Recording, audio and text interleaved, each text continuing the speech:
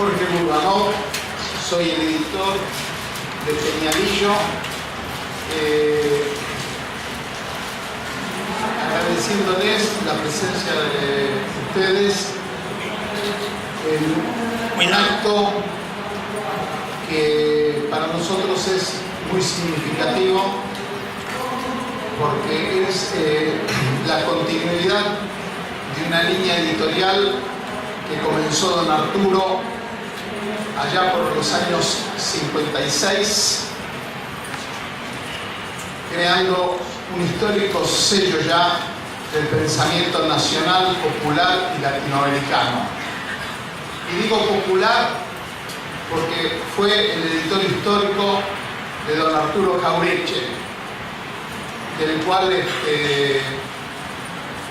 sin autorización Andrés Aceaín tomó el nombre, porque ya lo había hecho antes Aníbal Fernández, y además porque nosotros le dijimos que sí, que lo haga, continuando la tradición de don Arturo Jauretche de poner el conocimiento y la sapiencia popular en primera línea.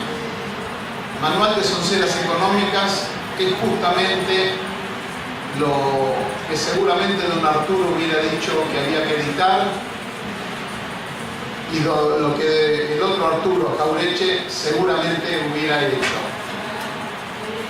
La economía en manos de los economistas es un peligro, y acá somos 3 economistas y un historiador, o sea, triple peligro. La economía no es una ciencia hermética, la han hecho hermética los ingeniosos del sistema, que para poder recrearlo y continuarlo lo han hecho bien lacaniano, bien complejo, para que el pueblo diga: de eso yo no entiendo, se trata de economía. La economía es lo que hacemos todos los días. Y creo que con este trabajo, con el que vamos a presentar mañana también a esta hora, que es el de Iván Hein, Economía Callejera, lo que hacemos es dignificar la línea editorial de don Arturo Peñalillo, continuarla y poner la economía a nivel de lo que debe ser, la economía a nivel popular. El Che decía que los economistas solo servimos para susurrarle palabras al oído al comandante. Y me parece que era una cosa realmente válida. La economía es economía política. Y la economía política puesta al servicio del cambio, de la transformación social, es el objetivo nuestro editorial, y por eso estamos publicando estos libros, esta línea editorial. Quiero agradecerles a Sayat, quiero agradecerle a Galazo la presencia en este acto, a Sayat por haberle puesto el prólogo a este libro, pero también al de Van Hein. Y coherentes con nuestra línea editorial, quiero comentarles que toda nuestra producción gráfica se hace en empresas recuperadas y autogestionadas por los trabajadores, también autofinanciada, porque las empresas recuperadas lamentablemente no son sujetos de crédito ni siquiera para la banca solidaria.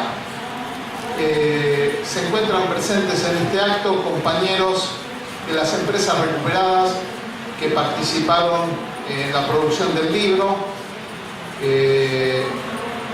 Están los compañeros de la Unión, la encuadernación que trabaja eficiente y solidariamente para que podamos llegar a tiempo en todas las presentaciones, los compañeros de la Cabril, que son los compañeros que plastifican las tapas, los compañeros de Chilaver, la histórica imprenta que imprime la mayoría de todos nuestros libros. Y digo esto porque es un dato importante. generalmente el sistema y también parte del sector progresista considera que la economía está o en manos del capital, que supuestamente es eficiente para poder llevar adelante la economía, o la antítesis de eso, ¿no? La economía en manos del Estado, que lamentablemente en la mayoría de los casos no deja de ser otra cosa que capitalismo de Estado. Bueno, nosotros desde la economía pensamos que también puede estar en manos de los trabajadores.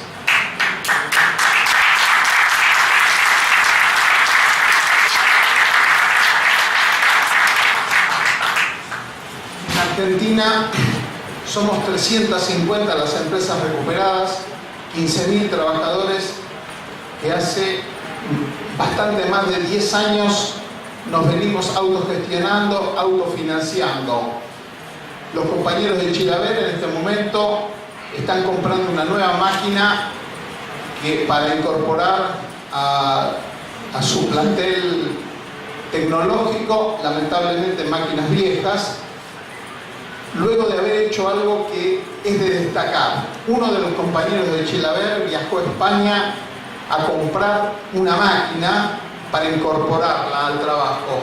La vieron por internet, fueron a España y cuando llegaron a Madrid, el que lo fue a buscar al aeropuerto Barajas era el intermediario que le comentó que no era como todos nosotros creíamos, que la vendían porque era viejita y la iban a renovar por una nueva. No, la fábrica cerraba y a una máquina no se puede comprar si no se la ve funcionando.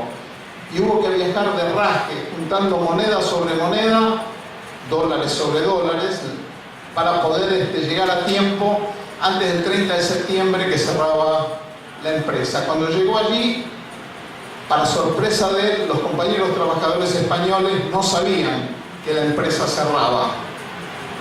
Se encontraron el compañero que viajó, Martín, se encontró ante un dilema. La máquina era absolutamente la que necesitaban, el precio era un regalo, 15.000 euros y la dejaban en 12.000. Habían gastado ya 3.000 dólares en un pasaje comprado de último momento, 3.000 dólares que no había para poder llegar allá. ¿Qué hacía? ¿Le comentaba a los compañeros o no? Llama a Buenos Aires y ¿qué le dijeron desde Chilaver? Avisales, quédate ahí, ponete al frente de la recuperación. Lamentablemente los compañeros españoles pasan por otra etapa y consultaron, informados por parte de Martín, decidieron consultar con el sindicato. El sindicato obviamente asesoró respecto de que cobraran la indemnización. Hay una ley en España que después de 3 trimestres de quebranto, pagando el 50% de la indemnización, el Estado se hace cargo del otro 50%. Los compañeros decidieron cobrar la indemnización. Le ayudaron a embalar la máquina cuando ya estaba por embarcarse y Martín se volvía para Buenos Aires, uno de los compañeros le dijo, españoles, lo fue a ver al hotel para despedirse y le dice, bueno, ojalá que llegue todo bien porque realmente la embalaron con mucho amor, vamos a hacer, ojalá tengan suerte. Martín les dijo, los que van a necesitar también mucha suerte son ustedes. A esta altura, por contactos que hay, ya se gastaron la indemnización. Martín le había dicho, esta película nosotros ya la vimos, cobrar la indemnización en la época de la dictadura, Martínez de Oz, se van a consumir la indemnización, cosa que realmente les pasó. Nosotros compramos un taxi, pusimos un kiosco, después no tuvimos quien subiera al taxi, ni quien comprara en el kiosco. Trajeron la máquina, este libro fue impreso precisamente en esta máquina. Por eso les quiero contar esta anécdota que no es menor. Cierro agradeciéndole a los compañeros de las empresas recuperadas. No es común que los trabajadores que producen un libro estén presentes en las presentaciones, sobre todo porque al día siguiente a las 6 de la mañana tienen que levantarse para ir a trabajar. Nada más que esto, agradecerle de nuevo a todos ustedes, a los panelistas y los dejo con ellos que le van a hablar concretamente del libro.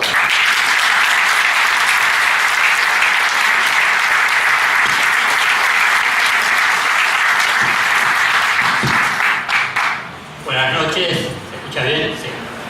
Bueno, gracias por la invitación, por participar en este panel, en esta presentación, que la verdad que me pone muy contento compartirlo con Roberto Galazo, compartirlo con Andrés, un compañero del diario ya, colaborador del suplemento económico. Pero me planteó una duda: si somos 3 economistas y es un peligro, ¿yo cómo me defino? Si me defino como periodista, ¿es más o menos riesgoso que ser economista? Bueno, elijan ustedes, pues, ¿cuál es más peligroso? Doblemente. Bueno,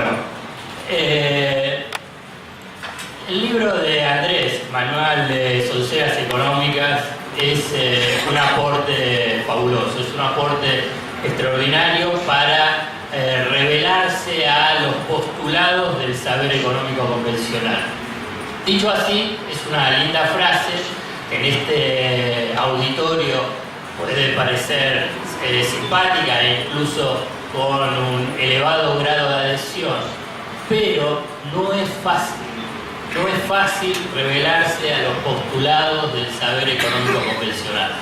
No es fácil ni en las universidades, no es fácil en los medios de comunicación, no es fácil en la vida cotidiana. Digamos, revelarse a los postulados del saber económico convencional requiere audacia, requiere pasión, requiere tener un convencimiento sobre navegar contra la corriente. Porque uno puede, dentro de la misma lógica que uno va revelándose o cuestionando a la ortodoxia, al pensamiento económico conservador, dice, bueno, ante la sucesión de fracasos, ¿uno qué tiene que suponer? Que debe estar en retroceso. Digamos, el neoliberalismo, ese pensamiento dogmático vinculado con la economía, tiene que estar en retroceso. Uno puede decir, bueno, pasó en Latinoamérica durante la década del 90, emergieron gobiernos populares a lo largo y a lo ancho de América Latina, revelándose a esos postulados. Uno puede decir, bueno, es parte de ese tercer mundo. Pero cuando en el corazón del capitalismo, en Estados Unidos y en Europa, la ortodoxia, las políticas de austeridad, las políticas de ajuste han demostrado ser un fiasco, uno puede pensar, bueno, entonces en esos países tiene que haber toda una corriente de pensamiento, una corriente política de cuestionamiento a ese pensamiento económico convencional, o incluso un cuestionamiento a las bases ideológicas, teóricas del neoliberalismo. Pero no, al revés, pasada la crisis, el epicentro de la crisis del 2008, 2009, 2010, ha vuelto y hasta con más potencia, salvo en países periféricos y muy marginal, como es el caso de Grecia. Pero si uno ve el corazón de cómo funciona el capitalismo global, cómo funciona en Estados Unidos y en Europa, pensando que después de la crisis iba a empezar un retroceso, un replanteo de esos postulados, uno encuentra que no han retrocedido, sino que al revés, se han fortalecido. Por eso el trabajo de Andrés no es fácil revelarse a los postulados del saber económico convencional. Y no es fácil, y pensando específicamente en Argentina, porque, como también mencionaba, la economía no es una ciencia exacta, sino que es una ciencia social. Y la economía es un espacio de disputa de poder. Y es un espacio de disputa de poder de intereses contrapuestos, de diferentes sujetos sociales económicos que tienen intereses encontrado y que en el espacio económico disputan espacios de poder. Bueno, si uno empieza a abordar de esa forma el saber económico, ingresa precisamente en lo que es una disputa de poder. Al plantearse la economía como una ciencia exacta, anula la posibilidad, la reflexión sobre la economía como disputa de poder. ¿Cómo hacen para anular esta idea de espacio de disputa de poder como concepto de la economía? Es a partir de transmitir, formar desde la propia universidad a la economía a través de un lenguaje encriptado, un lenguaje cerrado, un lenguaje que no se entiende. Por eso, cuando cada uno de nosotros, o mejor dicho, los que son lectores o que quieren interesarse por el tema económico, lo primero que dicen es: no entiendo de economía. Y la verdad que para mí es una gran frustración. Es una de las primeras frustraciones cuando yo estaba y estoy en el diario a cargo de la sección de economía. Porque como esta cuestión de, bueno, sos periodista, siempre tiene ese atractivo el ser periodista en las reuniones sociales, en reuniones de amigos. Sos periodista, qué interesante. ¿En qué sección trabajás? En economía. Y la primera respuesta que yo recibía, y sigo recibiendo por ahí ahora, no lo dicen en una forma tan abierta: yo la paso de largo, la página. Entonces uno, la verdad, con una frustración, uno puede hacer la mejor o la peor, la mediocre o la excelente página de economía, y lo primero que te dicen es: no, yo las paso porque no se entienden. Entonces, bueno, el gran desafío es llevar la economía a un lenguaje llano, a un lenguaje entendible, a un lenguaje que permita al lector, al televidente o al oyente poder apropiarse del saber, económico.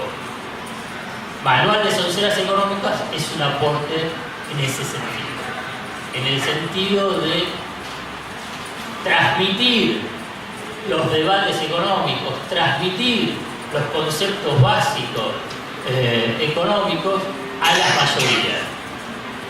Porque siempre planteo esta idea de la economía a través de un lenguaje encriptado, la economía a través de una secuencia de ecuaciones matemáticas, lo que logra es alejar a las mayorías del saber económico, pero fundamentalmente a partir de que esas mayorías dicen: yo no entiendo de economía, ¿qué es lo que están haciendo? Están cediendo el conocimiento. Y cuando se cede el conocimiento, uno es vulnerable, se somete. ¿Se somete a quién? Se somete al saber, que teóricamente se presentan los economistas como el portador del saber. Y cuando digo economista me estoy refiriendo a los economistas ortodoxos, a los economistas que piensan que la economía es una ciencia exacta, a los tecnócratas que a partir de presentarse como técnicos con un supuesto saber neutral, en realidad están defendiendo privilegios de minoría. Y se presenta con un supuesto saber neutral, pese a que se sabe que es ideológico y político. Y no está mal que sea ideológico y político. Lo que sucede es que encubren su ideología y encubren su orientación política. ¿Para qué? Para parecer como si fuesen economistas neutrales. El gran desafío que tenemos, los que planteamos, queremos, proponemos una economía que sea entendible, es la de ser un divulgador.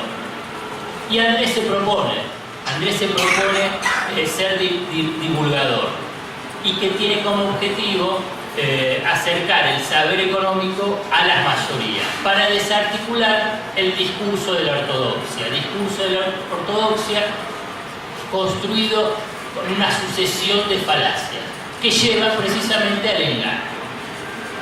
Y al engaño construyendo el miedo, construyendo la economía del miedo. Fíjense que esto ya es cada vez más obvio y cada vez más visible, que los economistas mediáticos, los economistas conservadores de la ortodoxia, siempre comienzan planteando que la economía tiene problemas y que la economía tiene graves desequilibrios y que si no se realizan tales y sucesivas medidas, está el riesgo de la crisis. Siempre está presente el miedo que va instalando en la sociedad respecto a lo que puede pasar. Frente a esa situación, si rebobinamos y la sociedad plantea, decir, yo no entiendo la economía, ha cedido el conocimiento, vienen los técnicos, estos supuestos técnicos, y lo primero que plantean es, estamos en riesgo. ¿Cuál es la respuesta inmediata de una sociedad vulnerable que ha cedido el conocimiento? Hacé lo que tengas que hacer para sacarnos la angustia de este miedo sobre la eventualidad de una futura crisis. Y esa es la primera trampa. Y ahí perdimos. Porque la solución teórica a ese planteo de los problemas es su receta tradicional, que están obsesionados. Cada uno tiene diferentes obsesiones. Si uno los escucha, está claramente que ellos están obsesionados con el ajuste. No importa qué, el ajuste, si la economía está creciendo, tiene que ajustarse. Si la economía está estancada, tiene que ajustarse. Si la economía está cayendo, tiene que ajustarse. Siempre tiene que ajustarse. Y en realidad, lo que piensan que tienen que ajustarse son los sectores populares. No están pensando decir, bueno, si hay que resolver algún supuesto desequilibrio, pensar que tienen que ajustarse los sectores vinculados con el tema fiscal, bueno, los de mayor capacidad contributiva. Ese es el principal dispositivo de poder, el principal dispositivo que tiene el poder económico.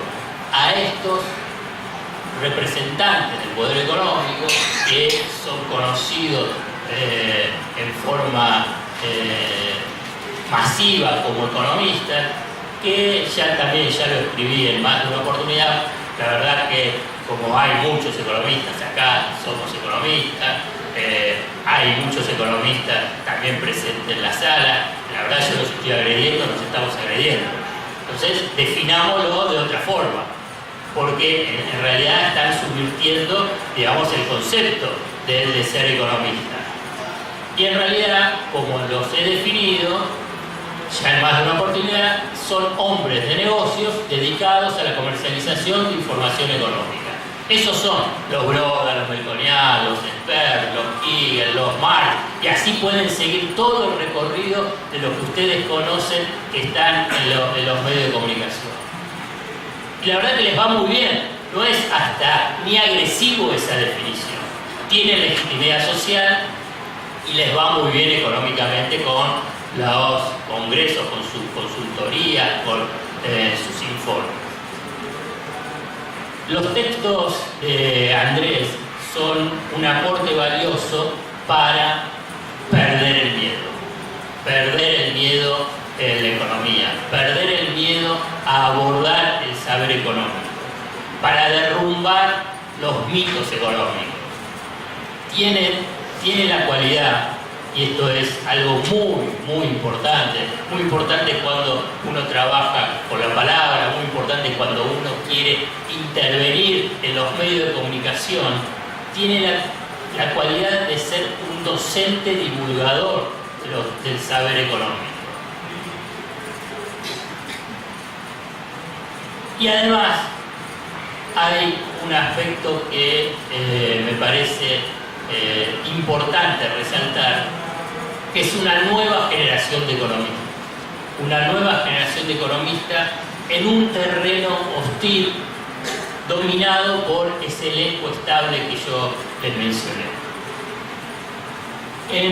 En esa cualidad de docente divulgador, ustedes van a poder leer recorriendo el libro precisamente un capítulo vinculado con los economistas, el dólar, esta fascinación que se tiene en la Argentina con el dólar, la inflación, la deuda. Dos textos muy divertidos que son las goriladas económicas, uno que es vinculado, el título tiene el plan descansar, y otro es tener hijos para cobrar la asignación. La verdad que ya desde el título es que es, digamos, muy esclarecedor, porque va al corazón de esos conceptos, esas ideas, esas bestialidades que se han escuchado y se siguen escuchando en el espacio público, vinculados con lo que ha sido una de las medidas más importantes de ampliación de cobertura social, pero fundamentalmente de reconocimiento de derechos sociales y económicos a los sectores más vulnerables de la Argentina. Después, capítulo del campo, de la inserción internacional y del mundo académico, donde, bueno, Andrés tiene que padecer la Facultad de Ciencias Económicas, que la verdad ya merecería un debate profundo por parte de la sociedad, por parte de sectores críticos de la economía, del pensamiento económico, de cómo se forman los economistas en Argentina y cómo es los planes de estudio, porque la verdad que ese es la semilla. Desde ahí salen después los economistas que participan en los medios de comunicación, en el sector privado y también en el sector público. Para terminar, voy a transmitir, obviamente que está en el libro, incluso está en la solapa, pero me encantó la frase que escribió Andrés, vinculado obviamente a su libro Manual de Sonceras Económicas, que recomiendo fervientemente que lo compren, pero fundamentalmente que lo lean, que la soncera, escribió Andrés, es el sentido común creado por quienes se benefician del común, impidiéndole usar su propio sentido. Bueno, Andrés, felicitaciones.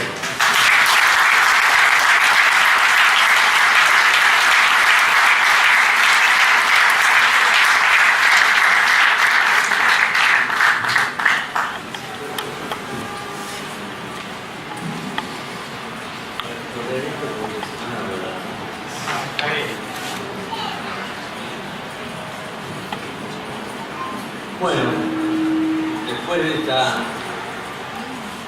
brillante disertación, yo voy a agregar algunas cosas, empezando por algunas experiencias personales, porque cuando acá se ha hablado de tres economistas, soy historiador, creo que el historiador se refería a mí y yo he egresado de la Facultad de Ciencias Económicas.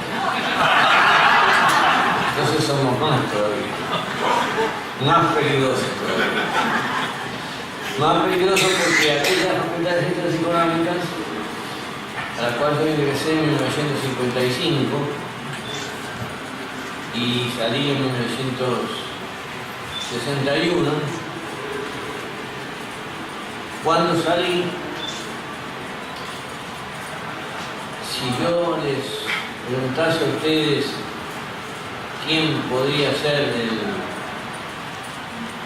decano de la facultad, alguno diría que Pinedo o Martínez Dios, o peor aún, el decano de la Facultad de Ciencias Económicas de la Ciudad de Buenos Aires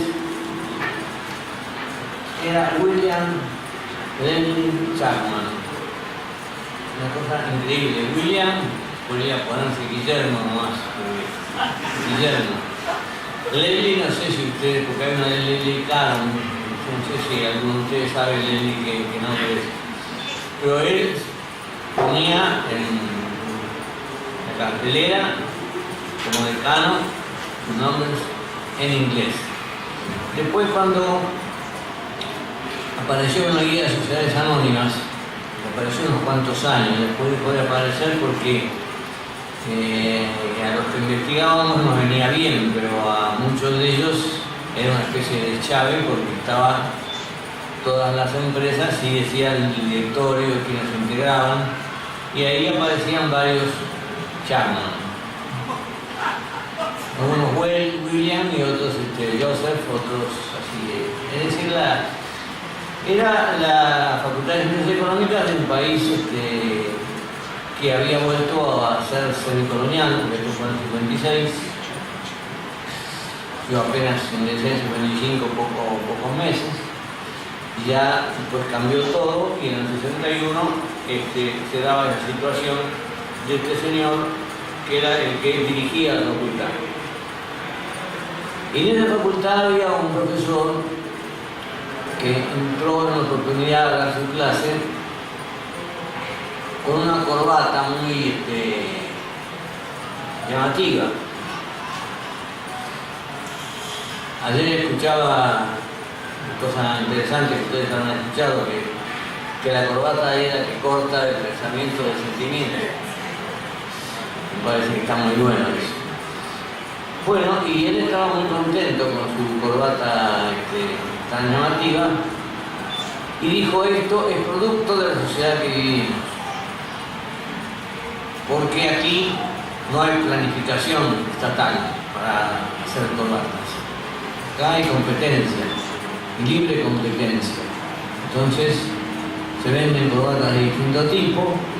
Yo voy a la calle Santa Fe y compro esta corbata que me satisface mucho. Imagínense ustedes, decía él, si viviéramos en China. Si yo viviera en China, vendría a dar la clase con un mameluco. Porque los chinos producen en serie y andan todos con mameluco. Lo cual quita toda individualidad, todo carácter llamativo. Y para colmo, pienso yo, eso es una ocurrencia mía, debe crear problemas hogareños terribles, porque como los chinos son todos iguales y encima se ponen mamelucos iguales, los amantes se confundirán con los maridos y queda un lío terrible. Pero esto es una cosa que me ocurrió a mí frente a esta situación que decía este hombre. Y bueno, y yo entonces tengo que empezar por agradecerle a Deleuze, agradecerle fervorosamente este libro, porque concurre a algo que nos ha pasado a muchos que pasamos por esa facultad y que con entusiasmo leímos y creíamos que estábamos leyendo verdades. Hasta que un día nos chocamos con Jauretche y Jauretche nos dijo: hay que desaprender todo lo malo y empezar a aprender las cosas verdaderas. En mi caso, que fue una mezcla rara, por un lado me encontraba con esto que decía Jauretche, que Jauretche lo decía como una explicación que nacía de un pensamiento nacional, americano, criollo, y que yo creo que pícaramente Jauretche y Scalabrini omitían ciertas lecturas que ellos habían hecho, porque esas lecturas a veces los descalificaban. Es decir, la izquierda de la Argentina había hecho tantas barbaridades en las cuales persiste casi fervorosamente, porque están en el 2%, el 1%, casi 10%. Algunos tienen 0,4%, es una cosa ya tremenda. Y entonces nosotros en aquel tiempo empezamos a leer a Marx. En la ideología alemana, Marx decía que las ideas dominantes en una sociedad son las ideas de la clase dominante. Que la clase dominante, la clase poderosa, es la que es capaz de tener un diario, de difundir cosas, difundir todas las mentiras que se le ocurran. Es capaz de levantar estatuas a los entreguistas del país. Es capaz de hacer propaganda falsa, como se ha hecho por televisión en todos estos últimos tiempos. Es capaz de comprar periodistas, porque esto no es nuevo, esta degradación del periodismo tan terrible, ¿no?, que se ve ahora, de gente que tuvo pasados más o menos buenos o tolerables, ahora ya no se puede, hay que cambiar de canal y ver Paca Paca o ver Telesur, que se puede, porque las barbaridades que se escuchan son tremendas, ¿no? Y hasta da pena ya que estos señores lleguen al nivel de mentira o de escribirle al Papa para decirle al Papa que no recibe a la presidenta, ¿no? Cosas realmente que parece que viviéramos en un mundo de gente que le han comprado los cerebros, y ya son muchos, son demasiados, porque ahora la nación decidió volcar todo su mejor equipo, ya lo hacía apañe a la televisión también, que no estaba en televisión, para que le haga sombra a Morales Solá en la mentira, es decir, para miente más que los otros. Y entonces nos fuimos dando cuenta que, claro, la clase dominante en la Argentina creó la Facultad de Derecho para crear diputados conservadores. La Facultad de Derecho entraban tradicionalmente, eran muchachos de la clase alta que no trabajaban absolutamente. Entonces, porque el ocio es una cosa muy importante en la vida, y el ocio lo goza la clase dominante. La clase dominante, ya ahí aparecen rabis, aparecen gente que no hace nada y que tiene amigos profesores y amigos en los estudios. Es algo de eso que Ramón Dol, más allá de sus errores cometidos en su última época, llamaba la tiranía de los curiales, que decía que era la vinculación de los juzgados, la Facultad de Derecho y los principales estudios jurídicos. Cosa que se ve ahora cuando se ve de qué modo fallan algunos jueces. Se ve tremendamente que esos jueces les importa nada, absolutamente, la verdad jurídica. Han recibido instrucciones, diríamos, en la Facultad de Derecho. Y bueno, en la Facultad de Ciencias Económicas lo mismo. Está constituida para crear Martínez Dios, crear Caballos, crear Bacenas. No diríamos Melconian porque se sería demasiado esfuerzo crear la Facultad de Ciencias Económicas para Melconian. Pero les está ocurriendo el fenómeno de los impulsos que ha tomado América Latina, y le sale dentro de la Facultad de Derecho la agrupación La Jaureche. Le sale el amigo Rodrigo López, que anda por ahí,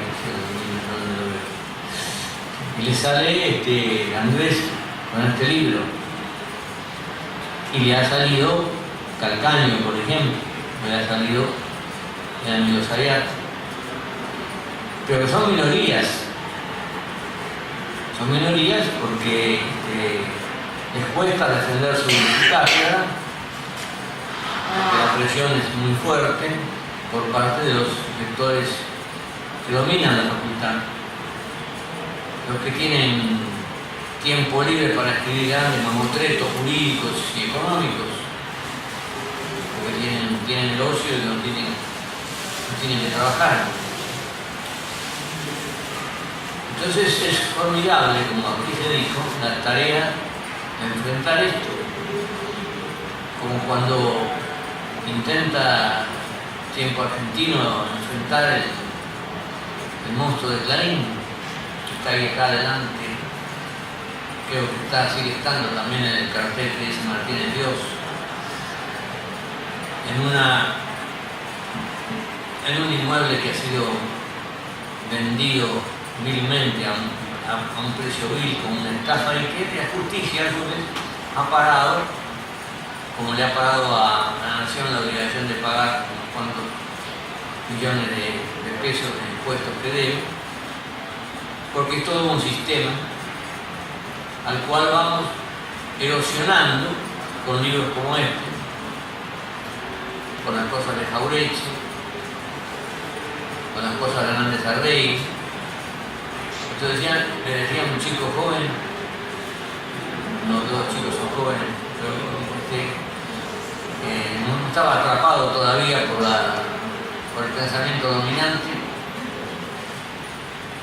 Hernández Arrey murió en el 74, la televisión se estableció en el 51.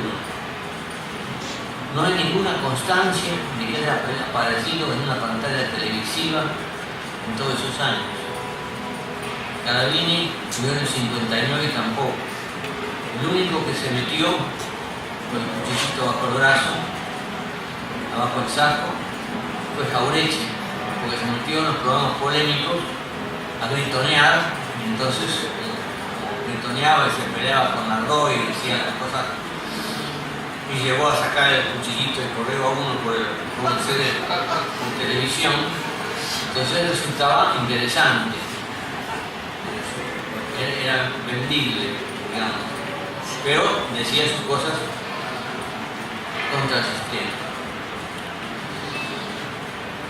Pero bueno, ahora entonces aparecen en esta época libros como estos, se dan conferencias, o hay cátedras en la facultad, en minoría, pero que en casi toda América Latina van modificando la situación, con los aportes de los movimientos nacionales de América Latina, que tuvieron nombre de la dimensión de Néstor Kirchner o de Hugo Chávez, por ejemplo, lamentablemente fallecido, que hubieran sido tan necesarios para nosotros. Entonces, Andrés toma las fábulas que se repiten diariamente. Por ejemplo, habla de las onceras del campo. Yo me acuerdo de las onceras del campo cuando cayó Perón en el 55. Yo entiendo poco ahora, en aquel tiempo no entendía nada de nada. Yo tenía 20 años todavía. Aún el dirigente que conservaba algunos bríos irigoyenistas, que era Madero Sabatini, que era lo mejor que quedaba del radicalismo, que eso era un partido que existió en Argentina alguna vez.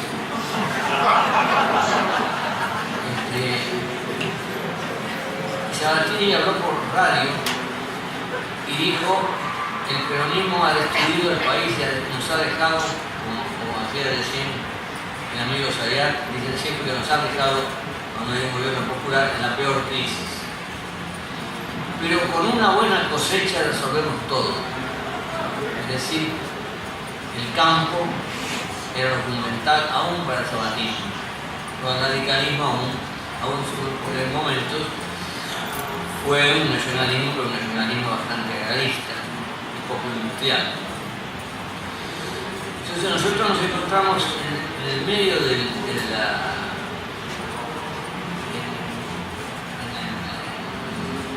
todas estas sonceras, la que se difundió en el 2008, cuando se decía que todos vivíamos en el campo.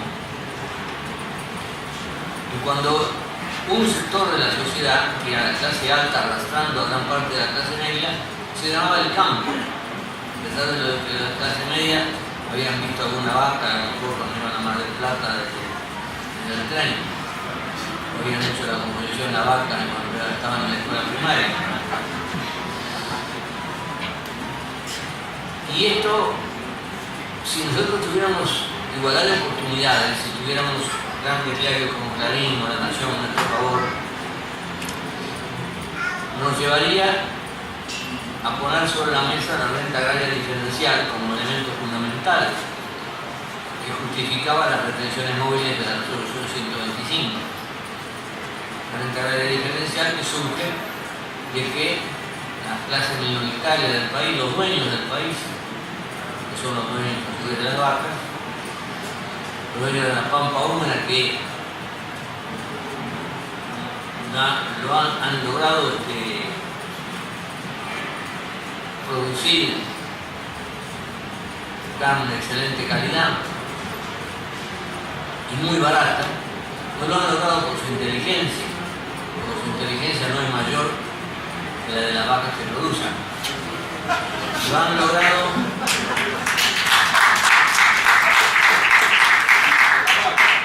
han logrado exclusivamente porque se han apropiado de las tierras de la pampa húmeda, que tienen una fertilidad tremenda, que son las praderas más fértiles del mundo, cercanas al puerto, con un clima más o menos templado, aunque ahora se está haciendo medio loquito y cambia mucho, pero que en general es templado, que no exige tener tinglado para tapar a los animales como en Europa. Entonces, la renta agraria diferencial la estudiaron en su momento varias figuras importantes del campo popular e incluso del campo antipopular. Es decir, se llegó a pensar que se estaba produciendo a una octava, una décima, a costos que eran una décima parte de los costos que producían en Alemania o en Francia. Y como se vende al mismo precio, porque el precio del mercado mundial, las ganancias de los dueños de la tierra fueron tremendas. Beton Ferré decía en un libro interesante, una lista oriental muy perspicaz, muy agudo, y cuando se busca cómo se acumuló el capital en la Argentina, no se acumuló esencialmente sobre la plusvalía, sobre el trabajo de la gente, porque en general la gente estaba desocupada en la vieja Argentina. Se acumuló como consecuencia de la diferencia entre los costos bajos y los precios altos, que él estimaba que podían ser, si se vendía 10 y los franceses les costaba 8, a los argentinos les costaba 2, si tenían un costo, un beneficio que era normal y una renta agraria extraordinaria. De ahí las retenciones, de ahí que Perón iniciara las retenciones y nacionalizara el comercio exterior como la única forma de trasladar esa riqueza a la industria y hacer crecer el país. Y eso no se pudo discutir, apenas digamos entre nosotros, pero no se pudo hacer público. Yo creo que una de las pocas voces públicas fue Horacio Ghiberti, ya casi ciego, estaba por morir, que en una oportunidad le dieron la televisión y habló con respecto a los diferentes costos, con respecto a los altos precios, justamente en el 2008, que los precios internacionales eran muy altos. Entonces acá lo que Andrés viene a decir también es que esa es otra falacia, de que todos somos el campo. Es decir, ellos son el campo, una minoría. Nosotros somos el resto del país que no tenía industria, sino estaba desocupado, y que consiguió desarrollar industrias y consolidarlas cuando el pueblo tuvo el poder, o tuvo una fuerte influencia sobre el poder. Y que ahora quieren volver a la Argentina de los años 30. Y todas estas sonceras nos han asonzado en todos los aspectos.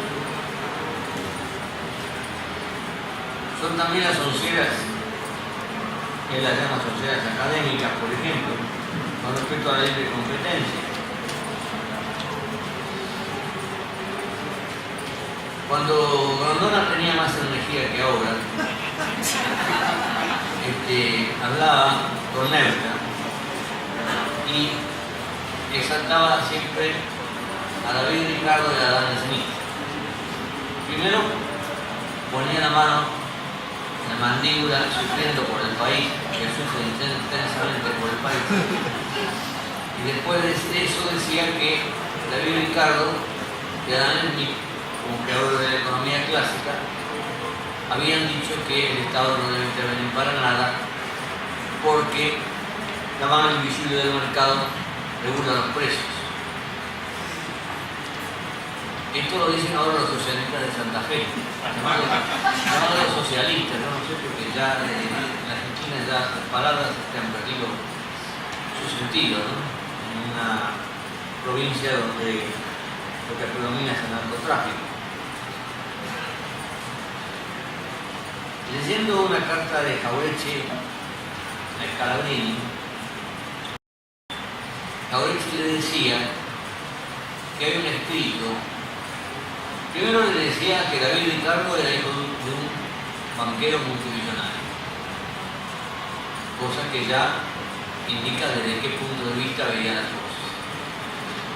Y después le decía que en una oportunidad le habían preguntado a David Ricardo cómo resolvía Gran Bretaña sus problemas en la medida en que la gente iba dejando el campo, dejando de producir alimentos y se iba incorporando a la industria. Y la industria producía cosas en exceso que, dada la distribución desigual del ingreso, no se podían comprar y se terminaban en los estanques, con lo cual eso conduciría a una crisis. Y David Ricardo se puso a pensar y parece que le respondió que la solución estaría en que Gran Bretaña tuviese a su lado otra gran isla que se dedicase únicamente a producir alimentos y a comprar los excedentes de la industria de la Gran Bretaña clásica.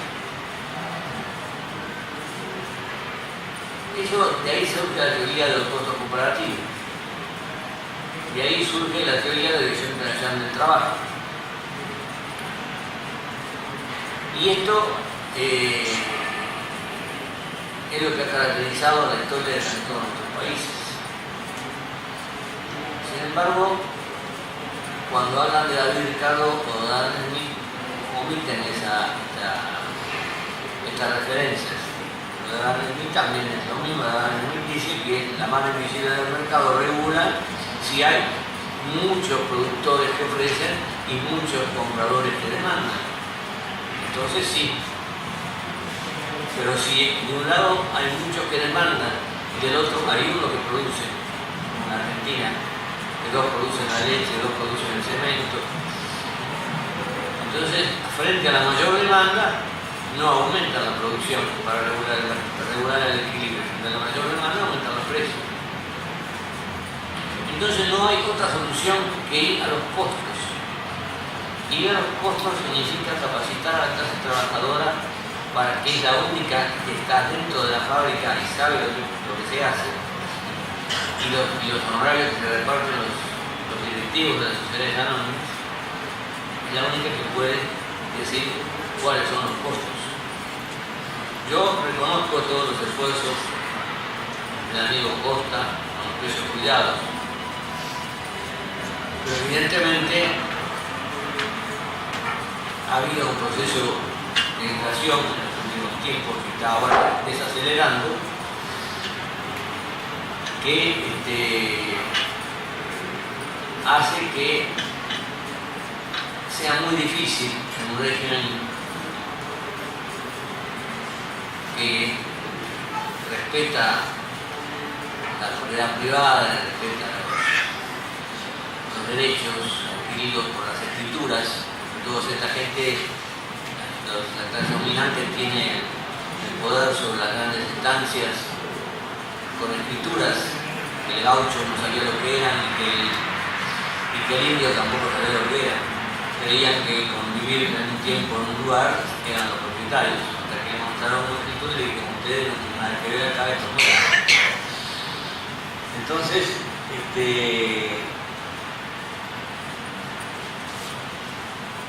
mientras se hace muy difícil poder llevar a cabo un desarrollo de un cierto grado de educación, que sea necesario tener dinero y que el dinero circule. De cualquier modo, el kirchnerismo ha sacado el país del infierno, como dijo en su momento Néstor, y lo ha hecho avanzar decididamente y ha terminado con una desocupación de más del 20% y ha llevado a una desocupación casi normal. Pero queda mucho por hacer, y esto que queda por hacer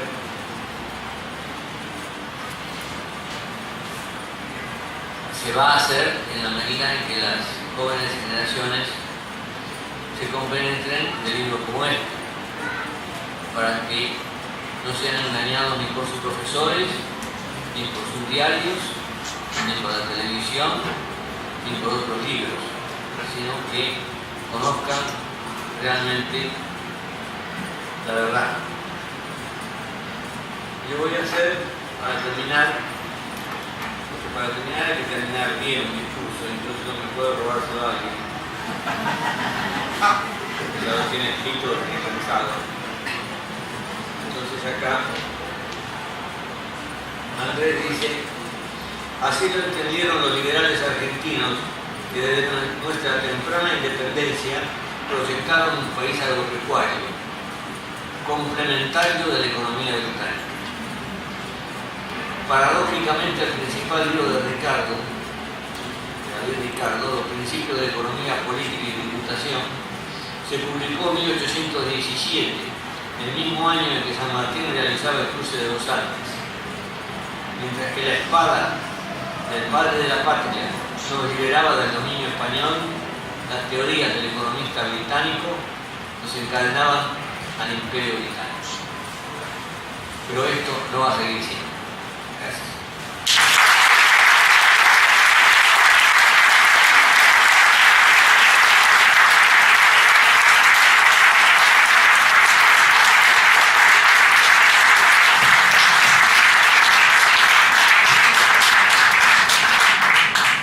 Bueno, buenas tardes, casi noche, estamos de la noche a todos. Antes que nada, agradecer a Alfredo Sayán y a Norberto Galazo, tanto por estar acá como por las palabras que han dicho, y también porque me han acompañado y nos han acompañado a muchos compañeros acá en tratar de construir obras como este libro, que son fruto también de un proceso más colectivo, tanto como la oportunidad de escribir el diario y a partir de ahí lograr hacer más masivo ciertos mensajes, como también el apoyo que nos han dado históricamente viniendo a las actividades desde que empezábamos hace mucho tiempo, tanto Alfredo como Norberto, en distintos ámbitos, y empezamos a sembrar las pequeñas semillas para ir construyendo un pensamiento nacional en el ámbito de la economía, que en general es tan hostil a las ideas nacionales, ¿no? Bueno, antes de entrar en el libro, voy a agradecer a todos los compañeros que están acá presentes, no solo al público general, sino también especialmente a los compañeros de la Cátedra Jaureche, del Centro de Estudios de Carolina Ortiz, Gandolfo, que viene siempre, cada vez que presentamos algo, a los compañeros de la Fábrica Recuperada que participaron en la edición de este libro. Ya lo presentamos una vez en la Fábrica Chilaver, la verdad que fue muy lindo, creo que pocos autores pueden darse el gusto de compartir su libro con los que de última son los que le pusieron las materias sobre las que se escribe, ¿no? Uno pone la idea, pero se necesita también después quien lo imprima, quien lo edite, todas esas cuestiones se agradecen. Se agradece a Jorge Gurbanov por la oportunidad de este libro y también por la tarea que hace desde Peñalillo Continente a favor de construir un pensamiento alternativo de los sectores dominantes y sobre todo por la mano que le da y el trabajo en conjunto con muchas fábricas recuperadas que le permite construir, digamos, podemos decir, esa coherencia entre una línea editorial y un proceso material de producción como puede ser la fabricación de los libros. Ya para pasar el último agradecimiento al compañero Rodrigo López de la Cátedra Nacional de Economía Arturo Jauretche, con el que transitamos ya unos cuantos años en esta lucha por construir una línea nacional de pensamiento económico, pero que aparte en esta obra ha colaborado enormemente. Me olvidé de Sayat, también gracias por el prólogo.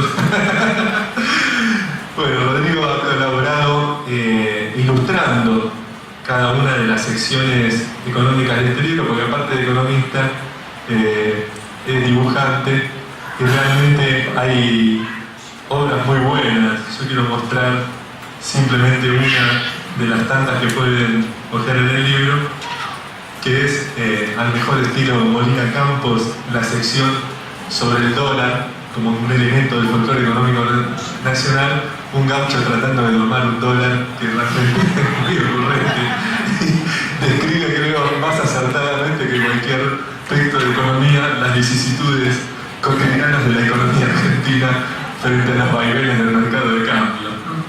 También hay un tango de su autoría dedicado a la inflación, con el que nos vamos a despedir de esta charla, así que lo dejo para más adelante. Bueno, como muy bien indicaron tanto Jorge como Alfredo como Norberto, este libro continúa en la tradición de Arturo Jauretche. Puedo decir que no había que pedir la autorización de Jauretche, porque justamente en el manual de don Arturo las últimas hojas estaban en blanco e invitaba a los lectores a continuar detectando sonceras y escribiéndolas, ¿no?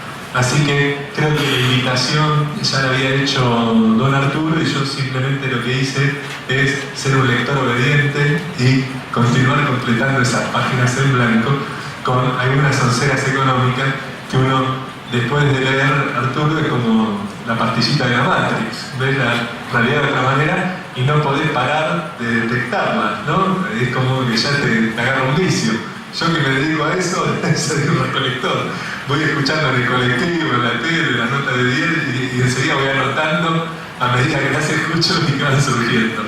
Así que, bueno, el que despierta eso es Arturo y yo me tomé el atrevimiento porque creo que la tarea de Jauretche es más actual que nunca, ¿no? La lucha por consolidar ciertos procesos políticos transformadores a favor de las mayorías en los países como la Argentina, en el resto de América Latina y en otras zonas del mundo, luchan contra un saber convencional que, como muy bien decía Alfredo, se viste de ciencia, ocultando que en realidad muchas veces es simplemente una ideología que actúa como lobby de ciertos intereses y que permite que políticos se disfracen de técnicos y que escondan su ideología en un saber aparentemente neutral, ¿no? Como si uno llamara al server de la computadora, digamos, ¿qué le vas a preguntar? ¿Sos de izquierda, derecha, kirchnerista, keynesiano? No,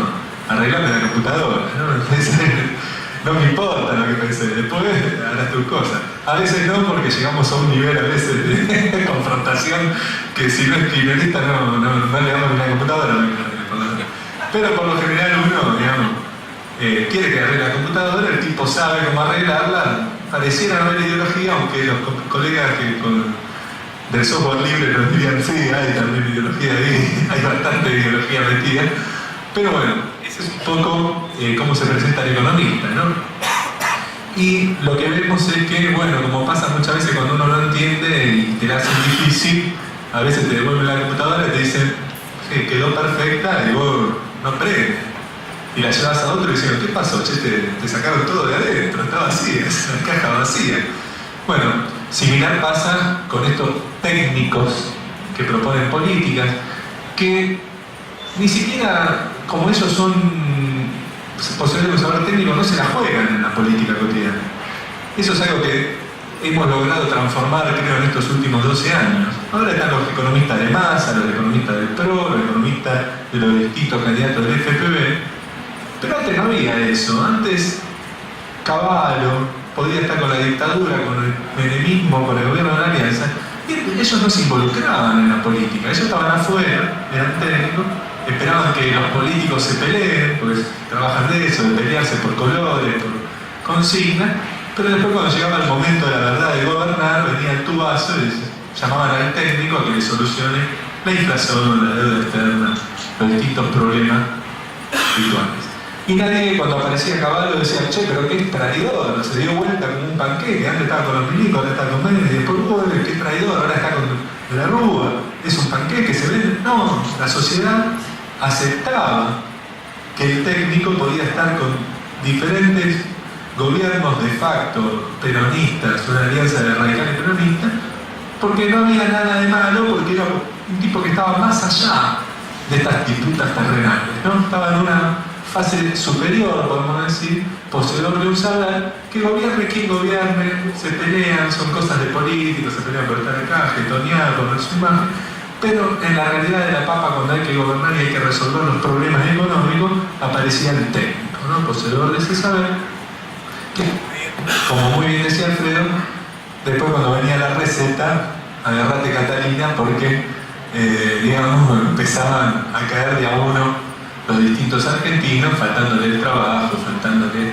el ingreso para llegar a fin de mes, y la miseria generalizada parecía ser la solución a los problemas económicos, ¿no? Una paradoja y una contradicción que solo es sostenible cuando se posee mucho poder avalándote, ¿no? Que nos hayan venido a lo largo de tantos tiempos en la Argentina, que la pérdida del trabajo, la baja del salario, del poder adquisitivo de la jubilación, del cierre de fábricas, sea la solución a los problemas económicos, a esa crisis siempre latente, existente o por venir, habla de que nos pueden convencer de que la solución a los problemas económicos pasa porque los seres humanos, digamos, tengamos que ser la variable de ajuste para que funcione la economía, ¿no? Fíjense que desde ese punto de vista, como diría Galeano, el mundo está patas para arriba, y en lugar de la economía y los economistas generar soluciones para los seres humanos puedan vivir mejor, los seres humanos tienen que resignarse como variable de ajuste para que la economía funcione, tal cual dice la ley de la ciencia. Bueno, está claro que todo esto, cuando uno realmente lo ve con los ojos abiertos por Arturo Jauretche y empieza a penetrar en esos discursos, a conocer, ver cómo se construye, qué intereses benefician, a quienes perjudican, se va dando cuenta que detrás de esas frases hechas, esas frases aparentemente inocentes, que incluso le intentan presentar como del saber popular, que en realidad es un saber popular construido por intereses muy minoritarios y muy antipopulares, terminan siendo una construcción ideológica que favorece el dominio de muy pequeñas minorías locales, pero muy poderosas, y sobre todo de grupos e intereses extranjeros, ¿no? Y que inmensas mayorías de distintos sectores, podemos hablar de empresarios, trabajadores, muchachos de clase media, profesionales, terminan enredados en una maraña de confusas ideas, repitiendo frases hechas, que van en perjuicio de su víscera más sensible, ¿no? El bolsillo, y que terminan jugando en contra de sus propios intereses, defendiendo intereses que desconocen ni siquiera de quién son, repitiendo frases que nunca se preguntaron de dónde vienen, pero que la toman y, como decía Pablo Caruso, un periodista cuando lo entrevistaba, un periodista amigo, son esas frases que uno alza la voz, ¿no? Ah, pero tiene hijo para cobrar la asignación, pero este país no es serio, pero Argentina viene quebrando de no le pagó la Baring Brothers, no paga sus deudas, es un deudor recalcitrante. Y ese alzar la voz de esa sentencia es porque, como decía Jauretche, el rol de la soncera es que no haya razonamiento, que no haya un debate sincero, discusión de ideas, sino es anular el debate, anular el razonamiento. Porque cuando nosotros empezamos a razonar, empezamos a debatir realmente, de forma abierta, nos vamos dando cuenta de que son justamente sonceras. El papel de la soncera, decía Arturo Jauretche, es impedir que pensemos, ¿no? Simplemente, lo menciono así como lo decía Jauretche, excluye la argumentación, actuando dogmáticamente mediante un axioma introducido en la inteligencia, que sirve de premisa, y su eficacia no depende, por lo tanto, de la habilidad de la discusión como de que no haya discusión, porque en cuanto el sonso analiza la soncera, deja de ser sonso. Bueno,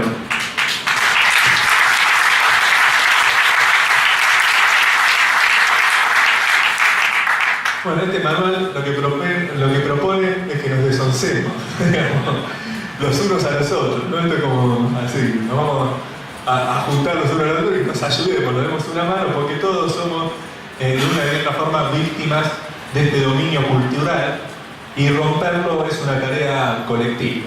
Y el manual es una humilde contribución en ese sentido a ir desonsándonos en temas económicos y abordar y discutir lo que nunca se discute, lo que siempre se presenta como una sentencia y una verdad absoluta, independiente de cualquier diálogo, de cualquier debate, de cualquier razonamiento.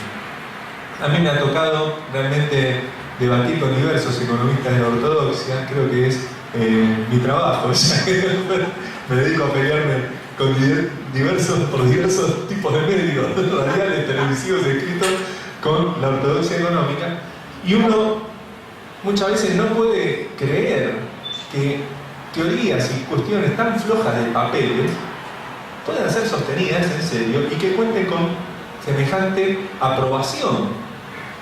Y uno dice, bueno, ¿cuál es el secreto? Y el secreto es básicamente que son funcionales a grandes poderes, intereses, a grandes intereses económicos sobre todo y corporativos, que son capaces de generar un escenario que, digamos, a la gente que no está advertida la asombra, ¿no?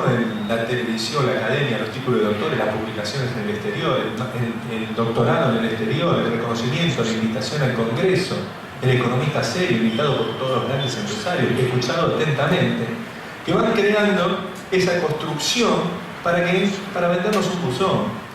Esto es así de sencillo. Nos arman el escenario para que nosotros creamos que detrás de eso hay grandes teorías, elaboraciones de tipo realmente serios y estudiosos, que en realidad muchas veces elaboran teorías muy flojas de papel. Yo le doy un ejemplo, pero a mí me ha pasado frecuentemente. Yo puedo estar debatiendo con un economista que sin solución de continuidad me dice: el problema de la inflación en la Argentina es el gasto público que recalienta la economía, genera grandes excesos de demanda, los precios están recalientes y suben, ¿no? Y punto seguido dice: pero la economía está hundida, nadie vende nada, ¿no? ¿Cómo está cayendo el consumo? Las fábricas no producen. Yo digo, muchachos, una de dos. Uno no puede, decir dos cosas opuestas en el mismo momento y que pase y nadie dice nada, y queda serio, no hay que argumentar, no hay que demostrar, porque la demostración está en, la careteada, el escenario armado. Después lo que dicen es muy poco, mucho menos en televisión, porque ustedes saben que el lenguaje televisivo es en un 80% visual, un 20% de lo que vos decís. O sea, vos podés poner, qué sé yo, a un gran filósofo, ¿no? Vos lo ponés, lo traemos a Hegel y lo ponemos a debatir con un pequeño filósofo, Majul, ¿no?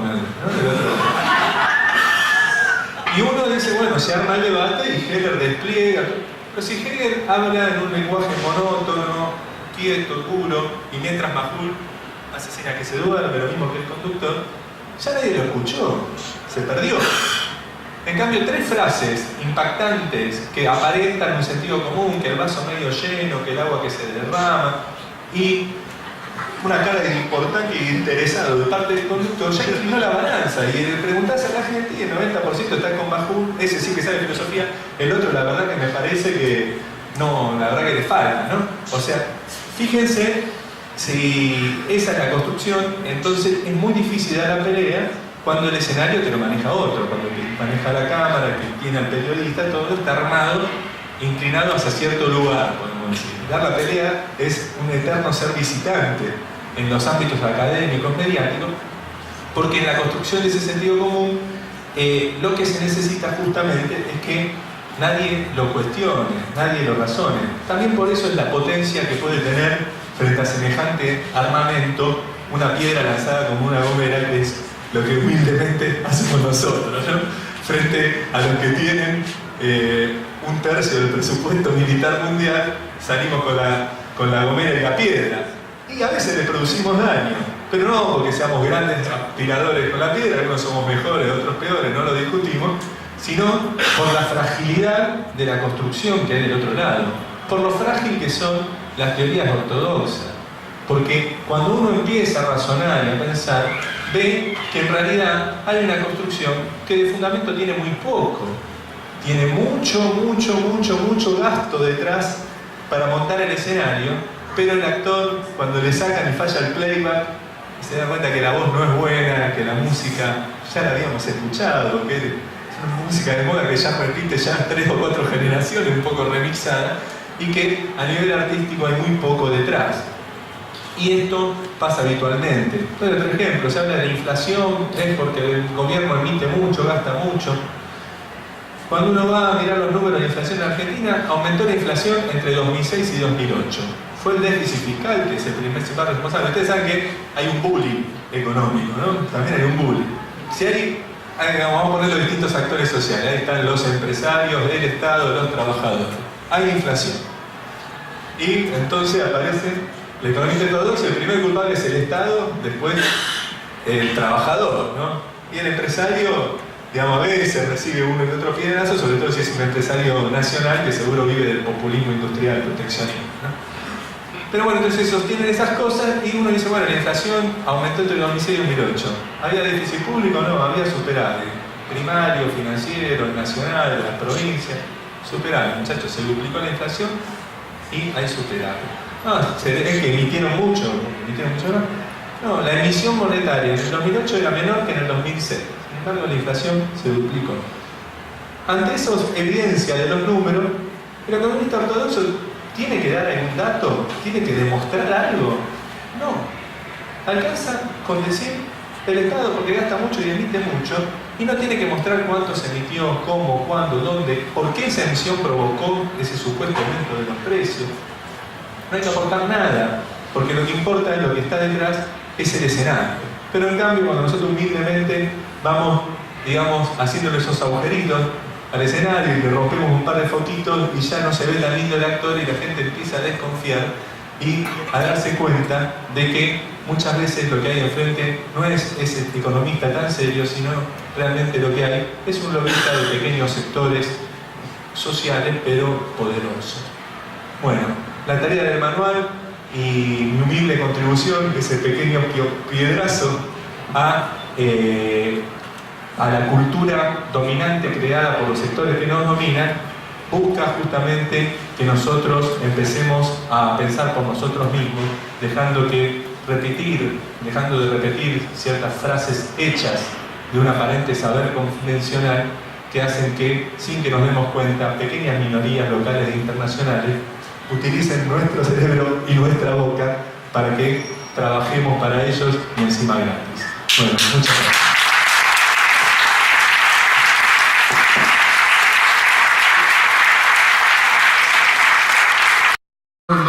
Está describiendo el mundo. El libro de Andrés, como el libro de Van Heim, de la misma temática y la misma orientación de divulgación y popularización del conocimiento económico, volaron del stand. Llevamos 5.000 libros en general de la editorial y vendimos no solamente todos, sino también los fallados. El libro de Andrés describe precisamente exactamente una situación que se repite en Latinoamérica. La editorial tiene una biblioteca que se llama Economía de los Trabajadores, que ya tiene 6 títulos publicados, y también para nuestra sorpresa, uno de esos libros que se llama ¿Qué son las empresas recuperadas? Ya salió el año pasado, no tiene un año, y ya está traducido y editado en francés, en italiano, en griego y en portugués. Syriza utilizó ¿Qué son las empresas recuperadas? Para apoyar la campaña electoral bastante exitosa.